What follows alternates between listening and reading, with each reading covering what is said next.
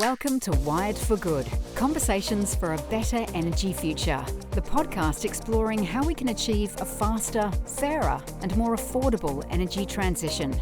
Brought to you by Ausgrid, this podcast aims to make the complex energy industry more accessible and address how the energy transition can unlock greater benefits for all Australians. Join us as we bring together leaders and experts to tackle the big questions on what's needed to achieve an energy future we're proud to leave as a legacy for the next generation.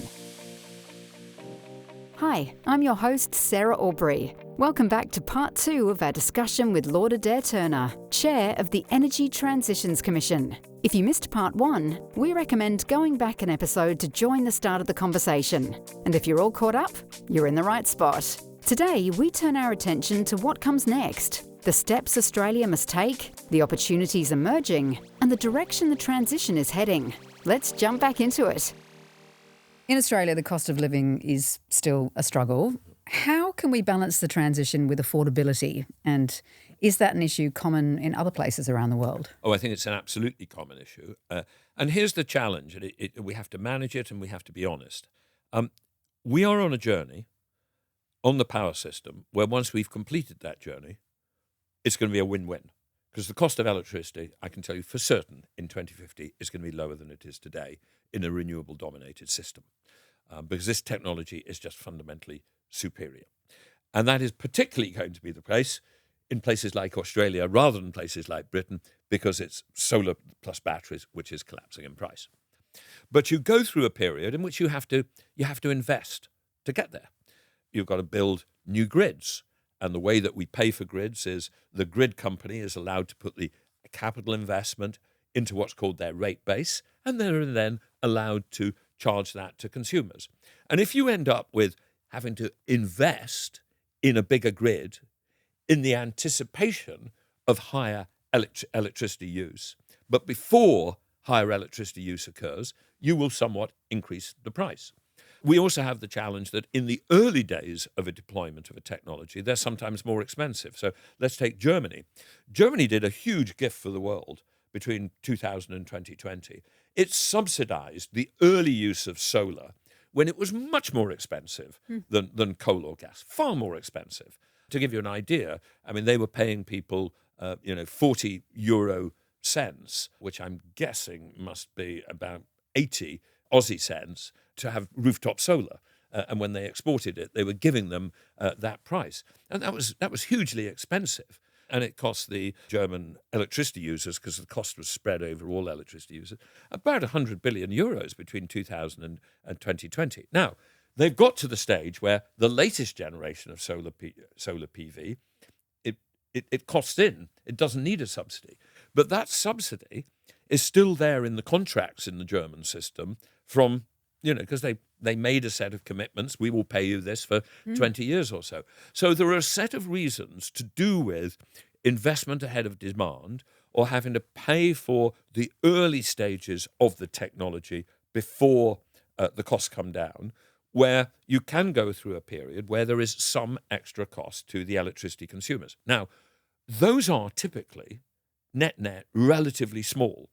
And actually, most of what has happened to electricity prices over the last 5 years or so, which have upset people, has much more to do with Vladimir Putin than it does with, the climate transition. Putin invaded Ukraine. Europe had to switch off using Russian piped gas. We used to get 40%, almost 35 to 40% of our gas came from Russia. We stopped doing that, so we started buying LNG on global markets. So the price of LNG went up, and all the way around the world, other people were hit by higher gas prices and higher electricity prices because of higher gas prices. A lot of them people then thought, because they were told by a lot of somewhat irresponsible politicians, this is because of the climate transition. Because of renewables. It typically had very little to do it. But we need to make sure that we don't promise things that are costless. We need to say, look, there is a cost. It's a manageable cost. Here's what this cost is, and be absolutely transparent. And I think if we do that, we take people with us. If we tell people there's no cost at all, I think then we open ourselves up to the danger that things which are nothing to do with the climate transition, like the impact of the Ukraine war on gas prices, will be blamed on it. But so we do have to manage this investment to get to what will be in a very, very attractive environment. And by the way, this is particularly, of course, here in Australia with your rooftop solar. I mean, for lots and lots of Australians, rooftop solar is dramatically Well, we reducing. had a subsidy initially. You had a subsidy to get it going, but you put in, rooftop solar, you put in batteries, and you are enjoying much, much lower electricity prices. And of course, that means, that if you then buy an EV, your running costs of running your car are going to be a small fraction of buying the petrol to put in the car tank. A few dollars a week versus hundreds of dollars a week. Yep. Do you think globally or regionally that we need new targets? Do you think? Well, look, there's a big debate going on at the moment, and actually it's been put forward by various climate experts and NGOs down in here in Australia about whether we should set an electrification target, and in particular whether that should be a target which the world discusses at COP31, which is in Antalya in Turkey, but with a joint co-presidency of Australia and Turkey. And let's not delve into a decision-making process at the international level that produces such a strange thing, but that's what it is, and we've got to make the best of it by Australia and Turkey working together to drive it forward. And what happened is Australia wanted to hold it, Turkey wanted to hold it, so the resolution was, they're going to jointly hold it. At COP28 in Dubai 3 years ago, there was an agreement produced for everybody to commit to tripling renewables deployment by 2030 as a global target. And of course, you could argue, well, but what is the meaning of a global target? Particularly because, people start with completely different, starting points. And you'd probably expect that in some countries, you might only have a double, and at another level, other countries which have only just started, you might want it to go up 10 times. But it actually turned out that tripling commitment that came out of COP28 in Dubai did concentrate people's mind on saying, actually the future is renewables. That's the future. And how do we do that? And the fact that was set there made a lot of renewables companies really confident that they could put down new factories relative to meet that demand, that companies developed to deploy it. The thing became sort of self-fulfilling. And we are broadly on target to achieve that tripling of global renewables. So there is now a debate going on is we're all increasingly recognizing that alongside decarbonising our electricity, primarily with renewables, I don't exclude a role for nuclear in some places, but it's going to be primarily renewables, we need to electrify as much of the economy as possible. We need to use this clean electricity to get rid of fossil fuels in residential heating, gas boilers, moving them to heat pumps, passenger cars, and indeed trucks, where the electric vehicle revolution is unstoppable, but it would be great to give it even a booster rocket to go faster. And indeed, industrial heat, where there's lots of opportunities to electrify that. So there's a feeling that we need to concentrate governments' minds across the world that don't just decarbonize your electricity system, electrify as much as the economy as possible, because there's no scenario which gets us to anywhere close to zero carbon economies, except those which require a much bigger role for electrification. Now, to give you an idea what the figures are, right today, if you think about energy as we use it, what is called statistically final energy demand, on average across the world, about 23% of that is electricity, right? Far less than the stuff which is gas, which we use directly, heat homes, heat industries, or petrol into cars. So only 22% is electricity as we use it. At the ETC, we believe that by late 21st century, that should be 60 or 70% as we electrify almost all of the economy. And there is one country which is electrifying like mad, and that's China. China, that percentage was only 10% back in 2005, and it's now 30%, and it's growing very fast. So, and they are decarbonising because they're electrifying faster than anybody else. And because they're electrifying faster than anybody else, they're developing an electrical industry because it becomes self-reinforcing, and they're achieving cost reduction because they've made this massive strategic bet that the future is electric, and it's a winning bet. So we need more countries across the world to make that bet as well. And there is the hypothesis that one of the things that could come out of COP31 is a global commitment, and it might end up as a nice little catchy 35 by 35. It turns out that when you think about it, 35% of global final energy coming from electricity in 2035 is a not crazy target, right? Not crazy target. However, if we do end up with that at COP31, that shouldn't be the end of the story. That's only valuable if we then create a mechanism to say, and all countries having broadly agreed with that at some grand global level, should then go back and work out what is the target for their own country, given their own specific circumstances, given their own starting point, and what does it mean by sector? Broadly speaking, where do you think you're going to go fastest on electrification? Where's it going to be relatively straightforward because consumers are going to immediately benefit from it? Where's it going to be a bit more difficult and is going to require some subsidy? But this is what's behind this idea of an electrification target. And I think it does reflect the overall philosophy that we do need people to switch a little bit away from just decarbonising electricity and understanding electrification as well. Now, having said that, it's different in different parts of the world. If I go to China, I don't need to persuade them that electrification is the future. They're electrifying like mad. I want them to concentrate on getting rid of that coal in the way they produce electricity. So it's still the case in China that the highest priority is decarbonising the electricity system. But if you go to Europe, I would say we're at the point where we've made so much progress on decarbonising the electricity system that our priority is now to electrify as much of the economy as we can. Heat pumps and transport. Heat pumps, transport. The EV thing is unstoppable. I mean, let me just say this.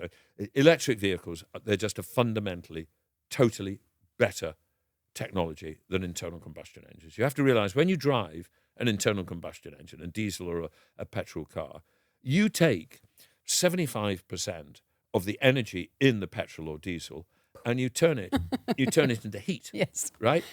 Which is giving you no value. And indeed, in dense cities in the middle of summer, it's just making a hot, sticky environment hotter and stickier. When you take a battery car, 90 or 95% of the chemical energy in the battery is ending up as what you want, which is kinetic energy in the wheels. So the EVs, the internal combustion engine is dead. We just haven't got around to burying it yet. But, that one's unstoppable. Some of the others will require more careful policy to drive through.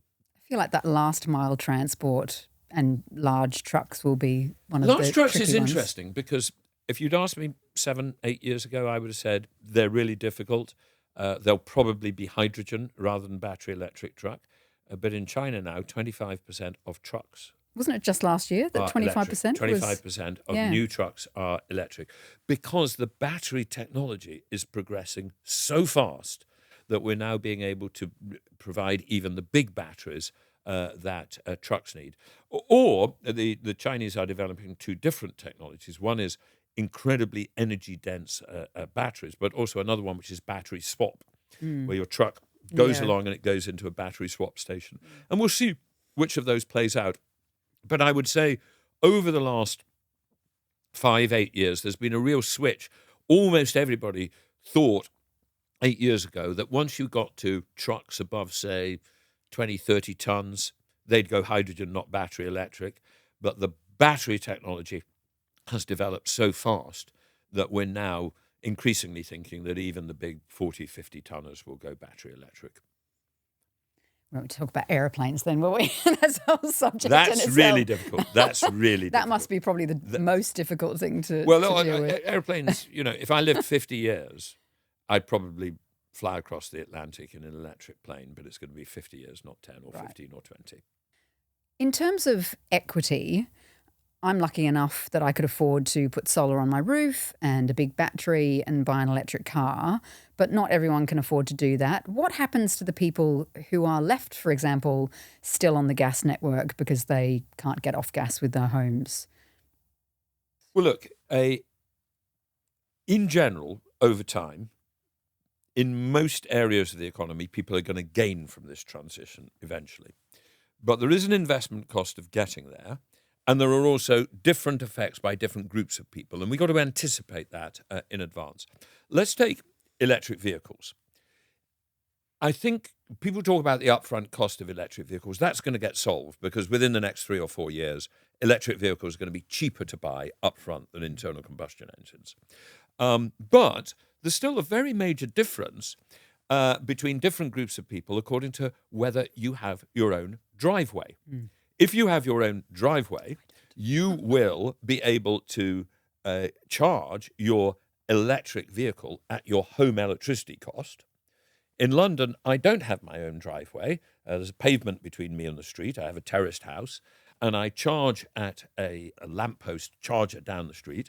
And the cost of electricity there, because it's coming from a company which has developed it, and it's not the same company as my domestic supplier, the cost of electricity is about 3 times as much. And what it means is that, at least in the UK, and I imagine it's here, somebody who has their own house, with a driveway, and they can charge on their domestic electricity. EVs are fantastic economics, but for somebody who lives in an apartment block or for whatever reasons doesn't have off-street parking and is paying more for their electricity, it isn't yet economic.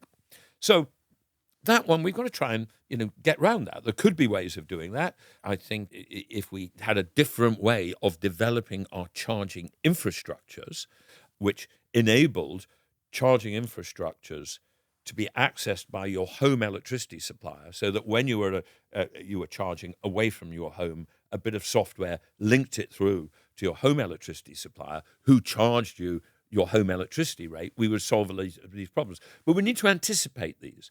Having said that, I think the EV is the least of the distributional problems because, by the way, a lot of people who, at least in London, who live in apartment blocks choose not to have a car in any case, so that comes out of the wash a bit like that.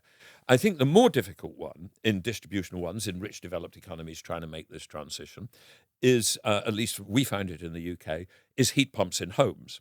Because installing a heat pump it is always going to be more expensive than a gas boiler. Right? So in relation to EVs will soon be cheaper than buying a petrol car, right? So there isn't an upfront investment. But a heat pump is always going to be an upfront investment, which is more expensive than buying a boiler.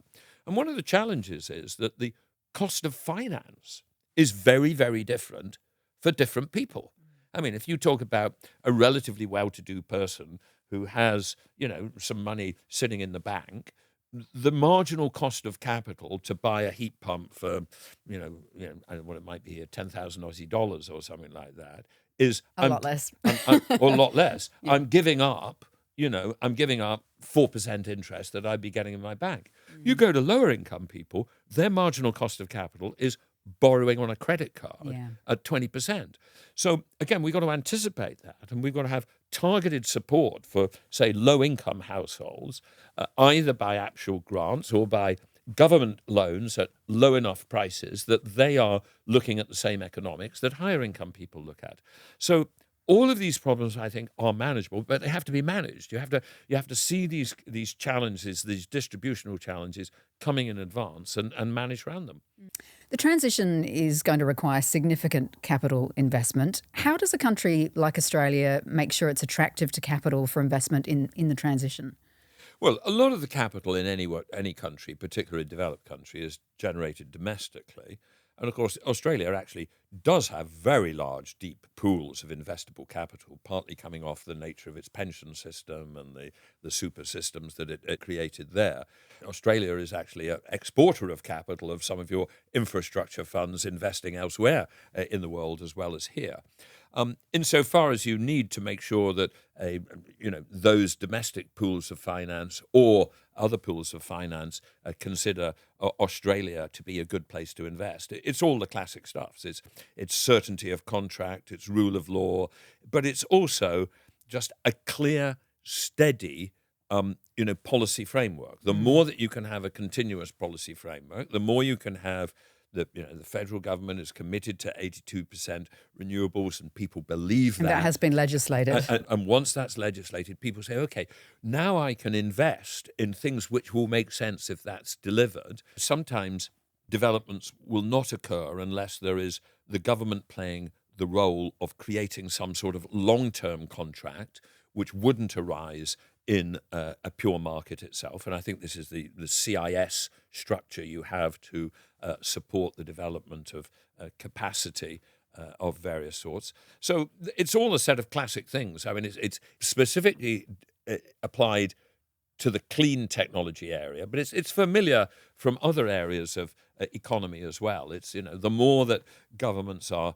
predictable, the more that they're creating long-term frameworks, the more that those frameworks have been designed to give, a reasonable balance between cost to consumer and return to shareholder, you will get the finance will flow. Long-term certainty. I really wouldn't see source of finance as a key problem for Australia. Source of finance becomes a crucial problem for places like Africa. So sub-Saharan Africa is sitting now on the most stunning technological opportunity imaginable. It has so much sunshine that it could develop entire energy systems fundamentally 90% based on solar plus batteries. And the equipment is now so cheap that will be far cheaper than building gas-fired power stations or coal-fired power stations. Skipping the fossil fuel bit. Just skip it. But the problem is the cost of capital.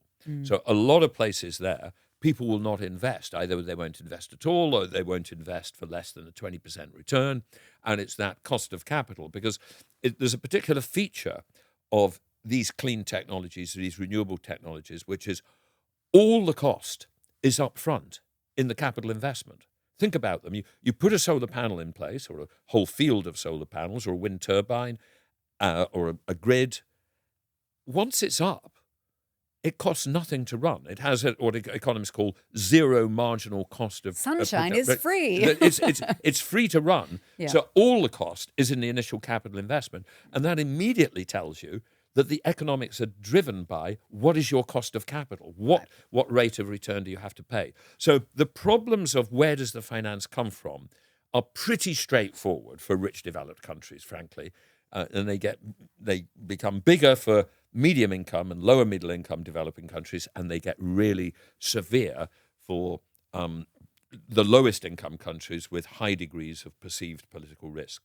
And that's where the cost of capital, the availability of finance, could be a significant barrier to us seizing the opportunity which now technologically exists. Right.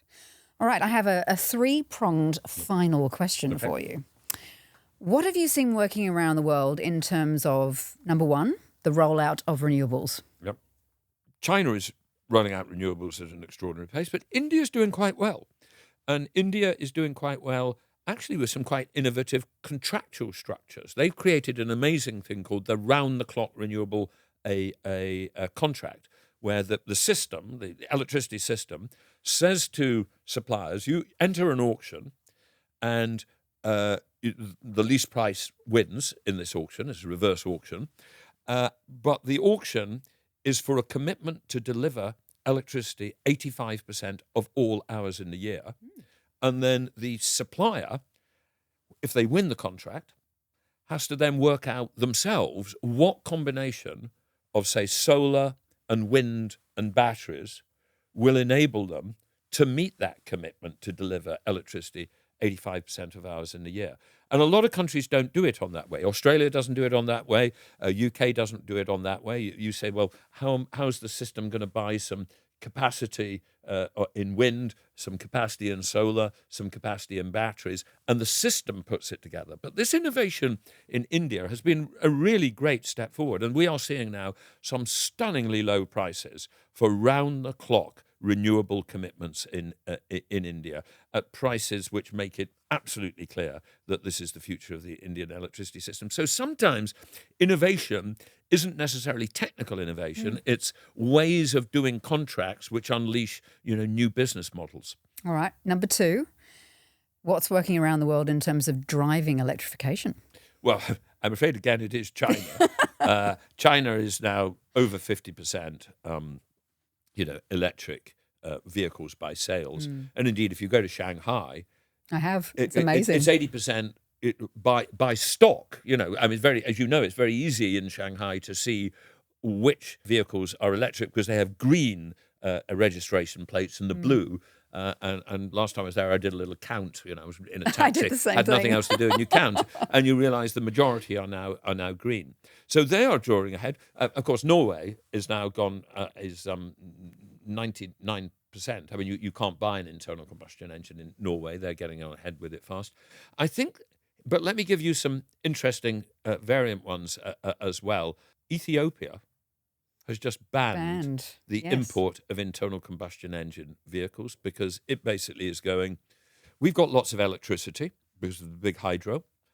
We don't have lots of oil and gas. What are they saving in fuel imports? I don't know how much I don't know. But basically, it's millions. The Ethiopian economy does not want to be vulnerable to fluctuations in the global price of oil, which get in the way of good economic management. And they've said, no, we want energy security. We want energy security, and the future of energy security is cars running in Ethiopia on Ethiopian electricity. So that's another very interesting locally made one. energy. If I go back to renewables, actually, I should have mentioned one other one. Extraordinary one last year.